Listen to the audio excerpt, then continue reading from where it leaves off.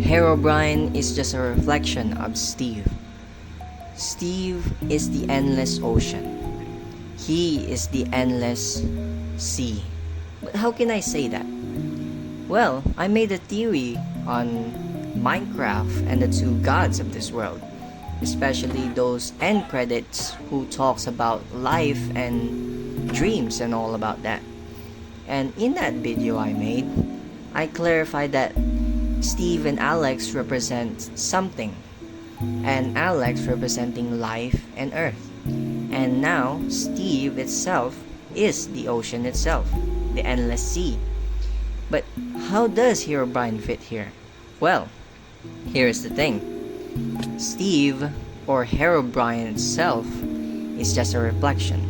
Just like in scientific term, when the daylight or the moonlight hits the water surface, it bounces off, creating an illusion of a perfect mirror. If you look at yourself out in the night, when the moonlight hits, it shows you a reflection of yourself. And even in the daylight, when there's clear water, you can see a clear glimpse of yourself in the water itself. So, for me, Herobrine is just that opposite version of Steve. Because looking at it this way, Herobrine's name derives from the ocean itself. How? Because one thing is, hero means legendary or a central figure. But the Brian part is something else. It shows it is a sea. How? Brian refers to a salt water, suggesting that both Herobrine's name means hero of the sea or someone preserved, like in a pickle, basically stuck into something of a jar. And for me, that is the case for Herobrine. Herobrine is in a pickle because he is stuck in a body that he can't control. That's why his reflection showed one time, creating the myth and the legend itself, Herobrine.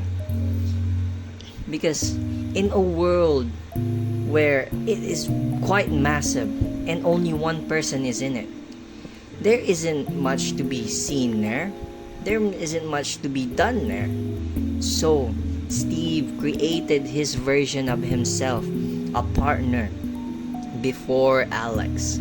And that is how Herobrine is represented, how Herobrine was born. He is born out of Steve's loneliness, his darkness, his inner self. Because as we know, on the surface of the ocean, it is calm, it is clear, and fishes around there shows that they are kind and calm creatures. But deep in the underground, deep in the ocean itself, we can find monstrous creatures there, lurking in it. That's why I said from the very beginning that Steve and Herobrine are just a reflection of themselves.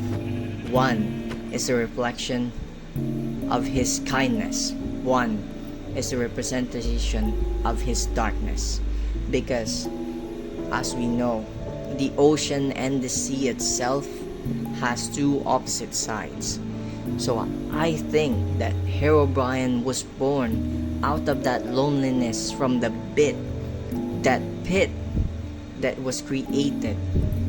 And that's why Herobrine, or Hero of the Sea, was born.